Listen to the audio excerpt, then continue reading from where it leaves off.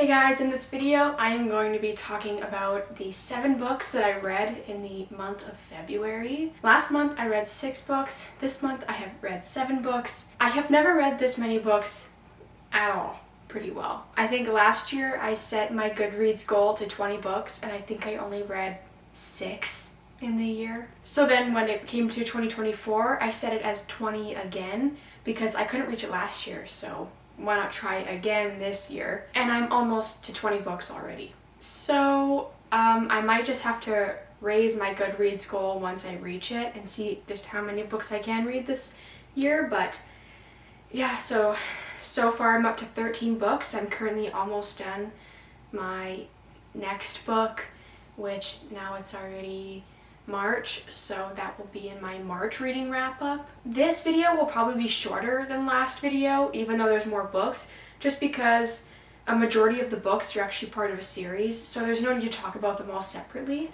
So the first 4 books I pretty well read of the month was the Hush Hush series. So these are what the spines look like of these books. These are by Becca Fitzpatrick, and these are basically about like a fallen angel romance. So the love interest is a fallen angel type of thing. He's just like an angel, I guess. And so it goes through the story of him arriving into this town where Nora lives, the main female character, and it's just them meeting. Lots of conflict. There's so much conflict in this series. That's why there's 4 books. This book I liked quite a lot, the first one, but I never really grew attached to the characters a whole lot. I think I ended up rating this series 4 stars overall. Let me see actually. I'm just checking my Goodreads just to remember what I rated them. I just think I didn't really grow super attached to all the characters. I liked Patch, who is the love interest, and Nora. I thought they were both alright, but I wasn't fully committed to the books, it felt like. It didn't really draw me in enough for me to really, I don't know how to explain it. So, from my Goodreads here, I rated Hush Hush 3 stars, Crescendo 3 stars, Silence 3 stars, and Finale 4 stars. So I did like the last one the most, just because it had lots of conflict, but it wasn't annoying conflict. I will say this before you guys decide to maybe buy them or read them and possibly waste your time, because I know that lots of people don't like very specific tropes. So the first one, whatever, it's the basic, they get to know each other, there's all the conflict, world building, whatever. Second one, other woman drama. Guys. Third one, amnesia trope. And fourth one, I think this one's the best because it doesn't have stupid conflict. It's conflict, but it's not stupid. And I think this one is the best one. It was definitely an entertaining series, but it's definitely not something that I incredibly enjoyed. I don't regret reading it at all. I overall like them, but it's not something I think I'll ever reread. Maybe if I ever reread it, it would be this last book. So I guess that would be an overall 3.25 star rating. I forget what I rated these books, so I have to keep my Goodreads open so I can check. Next, I read the Canadian Student Financial Survival Guide by Graham McWatters and Winthrop Sheldon. So this is what it looks like. It's basically a student financial guide, a student financial survival guide. It just tells you a lot about like stuff you would want to know before going to college.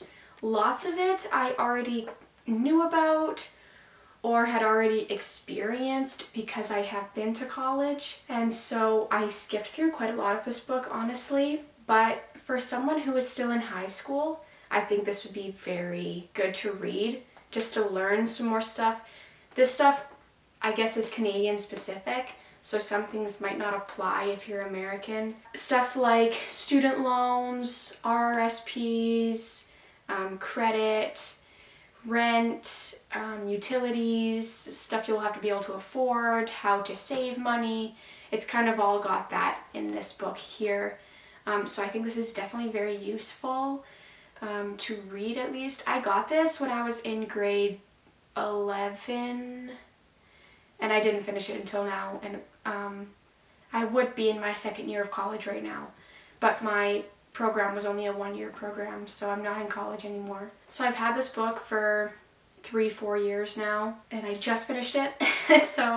But I do think it has good insight onto some things, and I think especially credit. It's good for telling you about credit and all of that, because that stuff can be kind of hard to understand if you don't really know about it. And it tells you about financial planning, so you can kind of prepare yourself financially for school, because it's a very costly thing. It tells you about scholarships, best way to apply for scholarships. It's kind of dated, I will say that, because it definitely says, like, for applying for jobs, to look in newspapers and stuff like that, go to online forums. But I know that you can still go into online forums, obviously. That is definitely a very popular thing. But lots of the stuff is very dated, I find. I don't know when it was written, but lots of it doesn't quite apply to now. But you just have to kind of edit, and be like, oh, well, I can't look in, there's nothing really in newspapers anymore job-wise, so I'll look on the online forums, But even online forums aren't super good for job applications anymore, because you can apply to like 30,000 and get no replies. But yeah, so this one, like, it tells you about going to, like, what grocery store you should pick, like, for the closest, most affordable and accessible, like what it provides you and stuff too, buying textbooks, meal plans for campus, how, like, entertainment on a budget, so you don't have to, like, break the bank just so you can have some fun during the school year as well. Stuff like that. So I think this is definitely very good if you haven't gone to college yet. If you've gone to college, I think you would probably already know about a lot of these things, because you've most likely had to take out a loan, or had to use RRSPs, or had to save money. So lots of this stuff, or like if you're already an adult, you probably already have a line of credit, but if you don't have a line of credit, this tells you all about it, right? But I would just keep in mind some of this stuff is dated. It's not going to be all completely up to date, because I did notice that for quite a lot of stuff where I'm like, oh my goodness, okay, that doesn't apply now, because we don't really do that anymore, type of thing. But yes, I rated this book 4 stars. Next was Wait Until Midnight by Amanda Quick. I'm just looking up what I rated it, because I cannot remember. I rated this book 4 stars. It is a historical murder mystery romance. Really good. So I actually really enjoyed it. Okay, so you guys, I feel like so many people hate on these books, or at least make fun of these books, because they think it's what a middle-aged mom would be reading. But guys, there's a reason why they're reading it. It's actually good. So this is the cover of it, because I haven't shown you guys yet. But basically, the main character, she's a writer, and so she, I think every week, writes a new chapter of her story, and they put it in the newspaper. It's historical. I can't remember exactly. I think it's like the 1850s-ish. She attended this seance almost type of thing. Like a supernatural experience that a woman was putting on. She's a medium apparently. So she attends it, and then the next morning she gets this man at her door saying that the medium is dead, and he kind of suspects her of the murder. So it's kind of going through that, and then the investigator, he's not even an investigator, he was in some way involved with the medium and somehow, and so he needed to find out how she died, or at least some stuff about it, because it's hard to explain without spoiling things. So they kind of build a relationship through trying to figure this stuff out. It was good. I liked it. There's something about historical romance that just, I don't know. It was really good. I liked it. Last book of the month was The Shack. This one I rated 3 stars. So it is about, by W.M. Paul Young. This is what it looks like.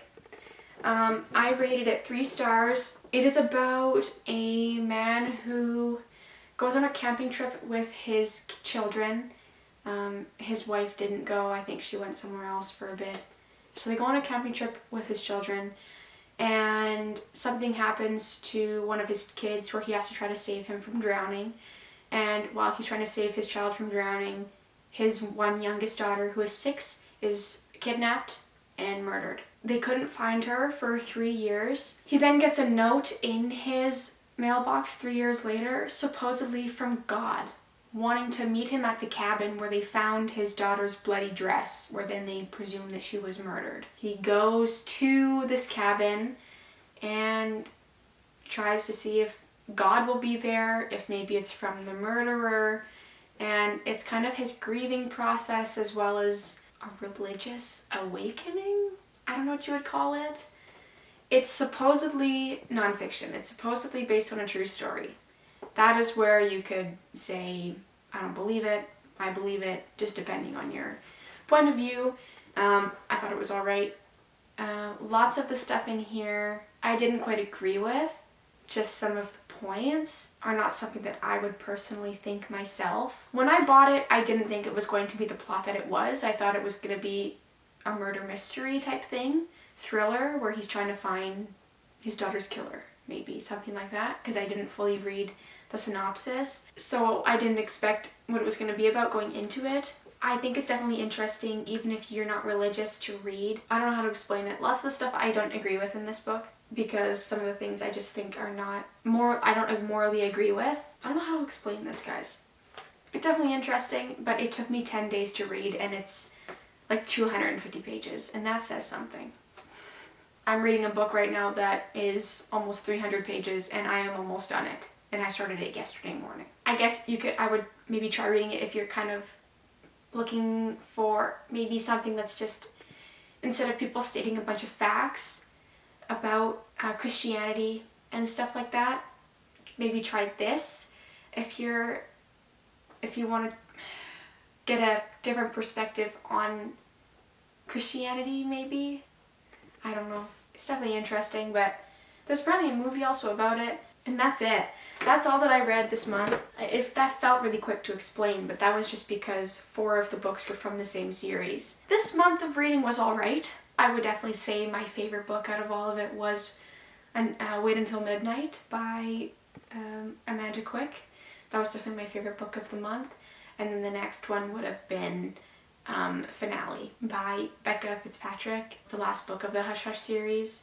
Those 2 books were my favorite of this month. Yes. So that is all for this video. There's nothing more else to explain, I guess. Alright. So thank you guys so much for watching this video. Please like it if you enjoyed it, and comment down below what you guys would like to see next. Sorry, I'm about to burp. If you have any more book video ideas for me, please comment them. Book recommendations too. Please comment them, that would be great. Subscribe to my channel for more of my videos. There is definitely going to be more book related content coming up. And I will see you guys in the next video. Bye!